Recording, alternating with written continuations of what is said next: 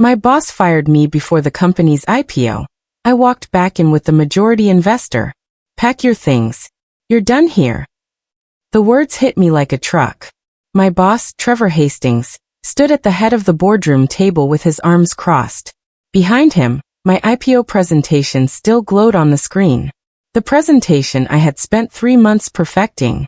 The presentation that would take our tech company public and make everyone in this room wealthy.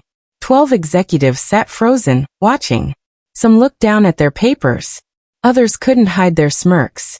My hands trembled as I gripped the edge of the table. This couldn't be happening. Not now. Not 2 weeks before the biggest moment of my career. Trevor's face showed no emotion. He had rehearsed this. Planned it. Waited for the perfect moment to destroy me in front of everyone who mattered. My throat tightened. I tried to speak, but nothing came out. Security appeared at the door. The room spun. Everything I had worked for was disappearing in seconds. Trevor slid a manila folder across the polished table. It stopped right in front of me. Your termination letter, he said flatly. Sign it. My fingers felt numb as I opened the folder. The words blurred together. Effective immediately. No severance beyond 2 weeks. Non compete clause. I looked up at the faces around the table. Marcus from engineering wouldn't meet my eyes. Bethany from marketing studied her phone. Only Victor, our CFO, looked uncomfortable. He shifted in his seat but said nothing. We'll take it from here, Trevor continued, his voice dripping with false politeness. Your badge, please. I unclipped it from my blazer with shaking hands. A security guard stepped forward and took it. Another guard moved to my side. This way, Miss Brooks. They were escorting me out like a criminal. Heat flooded my face. My vision tunneled. Everyone watched as I stood on weak legs and walked toward the door, flanked by security. The walk through the office was torture. Heads popped up from cubicles. Whispers followed me down the hallway. People I had mentored, collaborated with, trusted, they all stared. Nobody spoke. Nobody defended me. The silence was deafening. My personal assistant, Keiko, looked horrified but stayed at her desk. I wanted to tell her it was okay, that I understood, but the words stuck in my throat. The elevator ride down felt endless. The guards stood on either side of me, their expressions blank. Professional. They had done this before. Outside, the San Francisco fog wrapped around the building. Cars rushed past on the busy street. Life continued like nothing had happened. But my world had just collapsed. I stood there on the sidewalk, briefcase in hand, wondering how I would make it home. My legs finally moved. One foot in front of the other. Autopilot. That was the day Trevor Hastings thought he had erased me. My name is Lauren Brooks. I'm 34 years old, and I gave 5 years of my life to TechVantage Solutions. 5 years of 80-hour weeks. 5 years of canceled plans, missed birthdays, relationships that withered because work always came first. I was employee number 12. When I joined, we operated out of a cramped warehouse space with folding tables and exposed pipes. I watched us grow from a scrappy startup to a company worth $300 million. My fingerprints were on everything.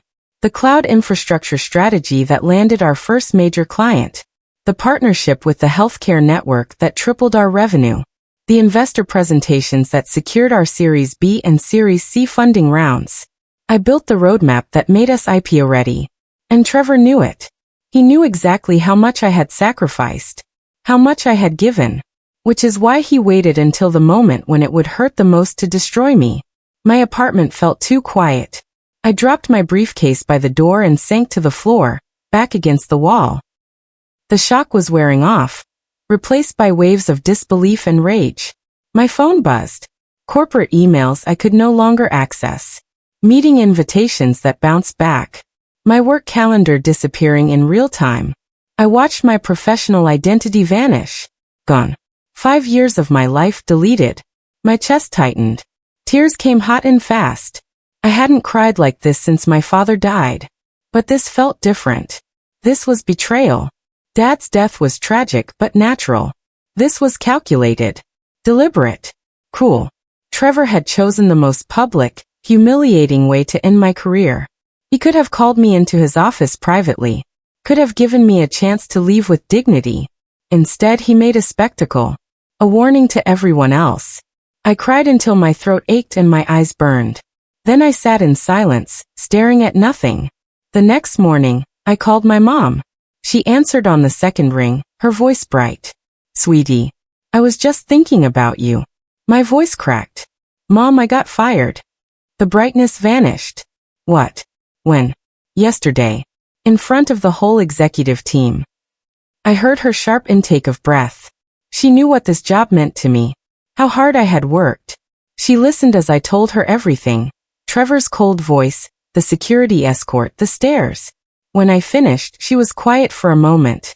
Then she said something I didn't expect. "Lauren, listen to me. He only did this because he's scared of you." I wiped my eyes. "What?" "Men like him don't destroy people who are beneath them. They destroy people who threaten them. You're smarter than he is and he knows it. That's why he had to humiliate you. To make himself feel powerful." Her words settled into my chest. Maybe she was right. But right now, I just felt broken. Days crawled by. My phone stayed silent. Not one message from my colleagues. People I had worked beside for years. People I had helped get promotions, win projects, navigate office politics.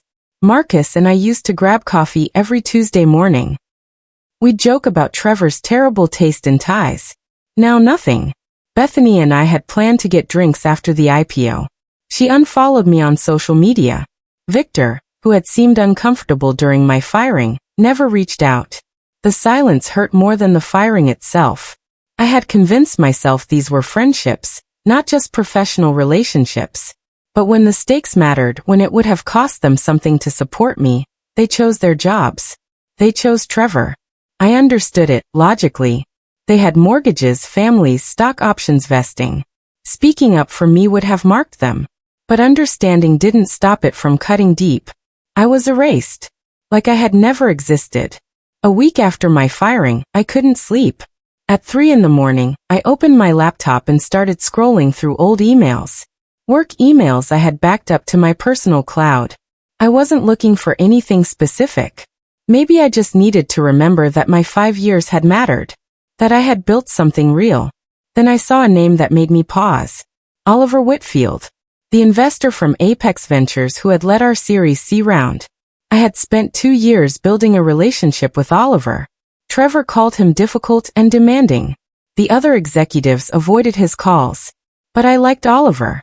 He was direct, asked hard questions, and actually cared about the technology, not just the returns. We had grabbed coffee a dozen times. Talked strategy. He respected my vision. The last email from him was from 2 months ago. A short note thanking me for a product update. I stared at his name. What if I reached out? I drafted the email 5 times before sending it. Too desperate. Too casual. Too angry. Finally, I wrote something simple and honest. I explained what had happened. That I was no longer with TechVantage. That I had valued our working relationship and wanted to stay in touch. I hit send before I could overthink it. I expected nothing. Why would a venture capitalist care about a fired employee? But 3 hours later, my phone rang. "Lauren, it's Oliver Whitfield. I just read your email. Can you meet for lunch today?" My heart jumped. Yes. Absolutely. We met at a quiet bistro in Palo Alto. Oliver was in his 50s, silver hair, sharp eyes. He ordered, then looked at me directly. "Tell me exactly what happened." I did. Every detail. He listened without interrupting, his expression growing darker. When I finished, he set down his fork. Trevor fired the one person who actually understands how that company works. I nodded. He shook his head slowly. What an idiot. Oliver leaned back in his chair, processing. Then he said something that changed everything. "I've been uneasy about this IPO for weeks." I blinked. "What do you mean?" "The numbers feel rushed. The timeline feels aggressive. And frankly, without you running point on strategy, I'm not convinced the leadership team can actually deliver what they're promising investors." Hope flickered in my chest. "What are you saying?" "I'm saying Trevor just made a massive mistake. He thought getting rid of you would consolidate his power. But he's about to find out that you were the one holding everything together. Oliver pulled out his phone and scrolled through messages. Other board members have questions too. The roadshow hasn't gone as smoothly as Trevor claims. Some analysts are skeptical. I absorbed this. You think the IPO might fail? I think without someone who truly understands the technology and the market, it's vulnerable. Very vulnerable. He looked at me carefully. And Trevor has no idea what's coming. I didn't ask Oliver for revenge. I didn't have to. We talked for 3 hours that afternoon. I answered his questions honestly. What were the real risks in the product pipeline? Where were the weaknesses in Trevor's projections? Which partnerships were solid and which were overstated? Oliver took notes. His frown deepened. This is worse than I thought, he muttered. I had spent 5 years inside TechVantage. I knew where the bodies were buried. Not illegal things. Trevor was too smart for that. But inflated user numbers. Delayed feature launches blamed on strategic pivots. Clients who were unhappy but wouldn't publicly complain yet. Trevor had been selling investors a story. A glossy, confident story about exponential growth and market dominance. But I knew the truth. We were solid, but not unstoppable. Profitable, but not exploding. A good investment, but not the unicorn Trevor claimed.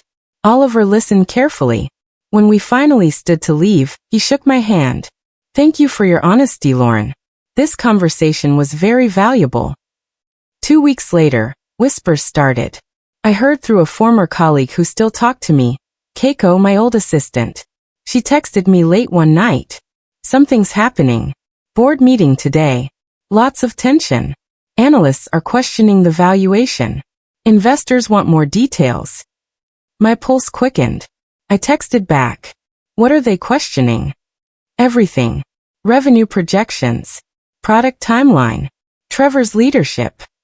I stared at my phone. Oliver was making his move. He hadn't told me his exact plan, but he didn't need to. He was doing what good investors do. Asking hard questions. Demanding proof. Holding leadership accountable. And Trevor, who had always relied on charm and confidence instead of substance, was struggling to deliver answers. The IPO roadshow was supposed to be a victory lap. Instead, it was becoming an interrogation. The market was starting to notice too. Tech blogs ran skeptical pieces. TechVantage IPO. Hype or reality? One analyst called it aggressively priced. The perfect narrative was cracking. Inside TechVantage, panic set in. Keiko sent me updates. Trevor was unraveling. He screamed at Victor in a meeting for not defending the projection strongly enough. He threw a binder across the room when an analyst asked about customer retention rates. He blamed the marketing team for not controlling the narrative. The man who had always maintained perfect composure was showing cracks. His mask was slipping. The staff was terrified. People worked until midnight trying to find data that would satisfy investor questions. The office felt like a pressure cooker. And through it all, Trevor kept insisting everything was fine. We're stronger than ever, he told the team in a company-wide meeting. These questions are normal. The IPO is on track. But his voice had an edge. His smile looked forced.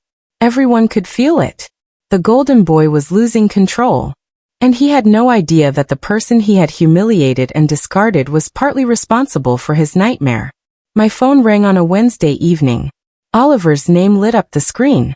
Lauren, I need to see you. Can you come to my office tomorrow morning? I arrived at Apex Ventures at 9 sharp. Oliver's corner office overlooked the bay. He gestured for me to sit. I'm pulling out of the IPO, he said simply. My eyes widened. What? I don't trust Trevor's numbers. I don't trust his leadership. And after our conversation, I did more digging. He's been overselling and under-delivering for months. This IPO is built on sand. He paused. But I still believe in the company. The technology is solid. The market opportunity is real. It just needs different leadership. He looked at me carefully. I'm making a move to become majority shareholder. I'm buying out the founders who want to cash out early. I'm restructuring the board. And I want you on my team. I couldn't breathe. As what? Strategic advisor, initially. But Lauren, if this works, you'll have real power. You'll help rebuild this company the right way. Oliver introduced me to his inner circle. 3 other venture partners, all sharp and experienced. We met in a private conference room. They grilled me for 4 hours. Every aspect of TechVantage's operations, technology stack, market positioning, competitive threats, revenue models. I answered everything. For the first time since my firing, I felt alive. My brain was working again. My expertise mattered. At the end, one of the partners, a woman named Patricia, smiled. You know this company inside and out. Better than Trevor ever could. I felt a flush of pride. I built most of it. We can tell, she said. If Oliver's plan works, we're going to need you leading strategy. Are you in? I didn't hesitate. I'm in. We shook hands. Over the next 2 weeks, I worked behind the scenes with Oliver's team. We built presentations, analyzed financials, prepared arguments for the board. I wasn't just getting revenge. I was helping save a company I still believed in. The IPO roadshow was collapsing. Reports came in daily. Major institutional investors were backing out. The valuation dropped from $300 million to $220. Tech media smelled blood. TechVantage IPO in trouble. Leadership questions mount. Trevor tried to project confidence in interviews, but even journalists weren't buying it. In one TV appearance, he snapped at a reporter who asked about executive turnover. We make strategic personnel decisions. That's what strong leaders do. The clip went viral. Not for the reasons he wanted. People mocked his defensiveness. Meanwhile, Oliver quietly contacted board members. Private conversations. Lunches. Golf games. He didn't attack Trevor directly. He just asked questions. Do you really think we can hit these targets without Lauren? Who's leading product strategy now? What's the succession plan? Seeds of doubt. Planted carefully. The board was getting nervous. And Trevor, desperate to save the IPO, made everything worse with his arrogance and blame shifting. He was imploding. The press conference was a disaster. Trevor stood at a podium, flanked by Victor and Marcus, trying to reassure investors. TechVantage is stronger than ever, he declared, his smile too bright. These concerns are overblown. We're on track for explosive growth. A reporter raised her hand. But you just lost your head of strategy 2 weeks before the IPO. Doesn't that signal internal problems? Trevor's jaw tightened. Personnel changes happen. We have a deep bench. But Lauren Brooks built your entire roadmap. Who's replacing her expertise? We have a talented team that can handle anything. His voice had an edge now. Another reporter jumped in. Your valuation has dropped by $80 million. How do you respond? The market is volatile. Our fundamentals are strong. He was sweating under the lights. The questions kept coming, each one sharper. Trevor's answers grew more defensive. When it ended, he stormed off the stage. The video made headlines. TechVantage CEO struggles under pressure. People were starting to wonder if Trevor had ever been the genius everyone thought. Oliver made his move quietly. No press releases. No drama. He simply bought enough shares from early investors and founders who wanted out to become the majority shareholder. The paperwork was filed. The board was notified. And just like that, the power structure shifted. Trevor didn't see it coming until it was too late. He had been so focused on saving the IPO that he hadn't noticed Oliver accumulating shares. When the official notice came, Trevor called an emergency board meeting. But he no longer controlled the votes. Oliver did. I sat in Oliver's office when the deal closed, watching him sign the final documents. He looked up at me and smiled. It's done. I'm the majority owner of TechVantage Solutions. My heart raced. What happens now? Now we fix the company, starting with new leadership. He pulled out his phone. The board meeting is tomorrow. I want you there. I stared at him. Trevor doesn't know I'm involved, does he? Oliver's smile widened. Not yet. But he's about to. The board met in the same conference room where I had been fired. Oliver arrived first. Then the other board members, looking tense and confused. Trevor walked in last, his face tight with stress. He saw Oliver and forced a smile. Oliver, I assume you called this meeting to discuss the IPO delay. Not exactly, Oliver said calmly. I called this meeting to discuss leadership. Trevor's smile faltered. Leadership? Yes. As the new majority shareholder, I have some concerns about the current direction of the company. The room went silent. Trevor's face drained of color. Majority shareholder? I've acquired 52% of TechVantage shares over the past 3 weeks, which means I now control the board. And I'm exercising that control today. Trevor looked around the table, panic creeping into his eyes. Nobody met his gaze. He turned back to Oliver. This is absurd. You can't just... I can, Oliver interrupted. And I am. He gestured toward the door. I'd like to bring in my new strategic advisor. She has insights that are critical to this discussion. The door opened. I walked in. The room erupted. Not with noise, but with shocked silence. Every head turned. Eyes widened. Victor's mouth fell open. Marcus looked like he'd seen a ghost. Bethany's face went pale. And Trevor? Trevor looked like he might be sick. I wore a tailored navy suit. My hair was pulled back. My expression was calm, professional. I wasn't here to gloat. I was here to work. But the satisfaction of seeing their faces? That was a bonus. I walked to the empty seat next to Oliver and sat down. Hello everyone, I said evenly. Trevor found his voice. What is she doing here? His tone was sharp, but his eyes betrayed fear. Oliver answered. Lauren is my strategic advisor. She's here because she understands this company better than anyone in this room, including you. This is ridiculous, Trevor sputtered. She was fired for cause. She has a non-compete. She has a non-compete with TechVantage Solutions, Oliver interrupted. She's not working for TechVantage. She's working for me. Perfectly legal. Trevor turned to me, his face twisted with anger and something else. Desperation. What is T.S. Lauren? Revenge? You got fired and now you're trying to destroy everything we built. I met his eyes steadily. I built this company, Trevor. You just took credit for it. His face reddened. You were an employee. I was the CEO. There's a difference. Yes, there is, I agreed. A CEO leads. You just managed to push people out who threatened your ego. The other board members shifted uncomfortably. I continued. For 5 years, I sacrificed everything for TechVantage. I worked 100-hour weeks. I built the relationships, the strategy, the roadmap. And when you fired me, you didn't just betray me. You betrayed the company. Trevor opened his mouth, but Oliver spoke first. The numbers don't lie. Since Lauren's departure, investor confidence has collapsed. The IPO valuation dropped by 30%. Key analysts are skeptical. This isn't coincidence. It's cause and effect. Patricia, one of Oliver's partners, added, leadership matters. And you've proven you don't have it. Oliver stood, commanding the room. As majority shareholder, I'm exercising my right to restructure leadership, effective immediately. Trevor shot to his feet. You can't do this. I can. And I am. Trevor, you're being removed as CEO. The words hung in the air.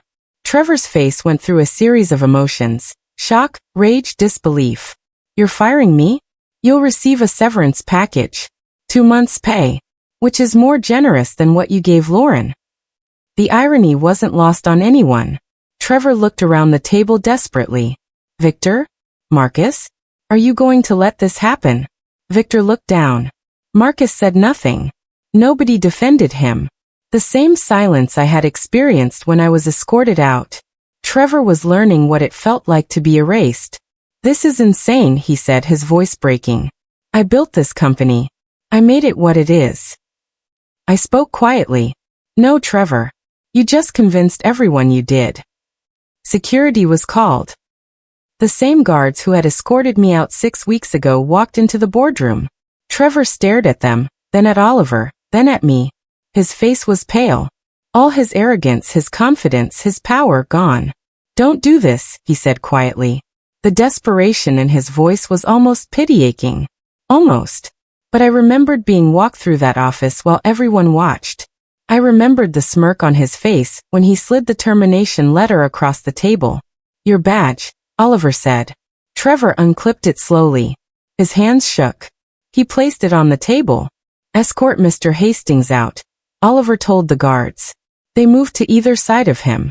The walk to the door felt like justice. Trevor turned back once. You'll regret this, Lauren. I shook my head. No, Trevor.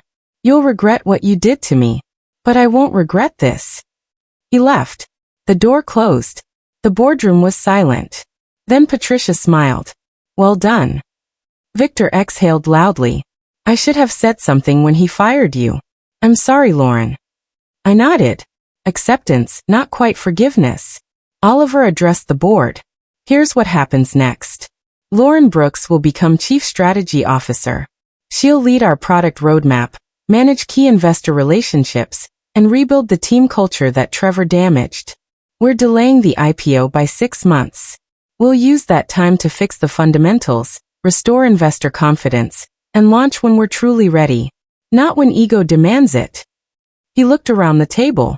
Anyone who has a problem with this direction is welcome to resign. Otherwise, we start fresh tomorrow. Nobody moved. Victor spoke up. I think this is the right call. Lauren should have been in leadership from the beginning. Others nodded. The tide had turned. When the meeting ended, Oliver and I walked to his car. The San Francisco afternoon was clear, the sun bright. How do you feel? He asked. I thought about it. 6 weeks ago, I was sitting on my apartment floor crying. Today, I just took back my career. He smiled. You did more than that. You just saved a company. 6 months later, TechVantage went public. The IPO was a success. Not the overinflated, hype-driven spectacle Trevor had wanted, but a solid, sustainable launch that reflected real value. I stood backstage at the NASDAQ, watching the opening bell ceremony. Our stock opened strong and held steady. Investors were confident. Analysts praised our realistic projections and strong leadership. Oliver squeezed my shoulder. You did this.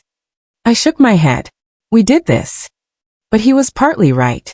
I had rebuilt the strategy, restored key relationships, fixed the inflated promises, made the company real again. That evening, I called my mom. We did it. The IPO happened. She laughed. I knew you would. I'm so proud of you, sweetie. I thought about everything that had happened. The humiliation, the betrayal, the long nights wondering if I'd ever recover. And then I thought about standing in that boardroom, watching Trevor's world collapse the way mine had. I had learned something important. When people try to erase you, they're really just revealing their own fear. Your value isn't theirs to take. It's yours to reclaim. And I had reclaimed mine.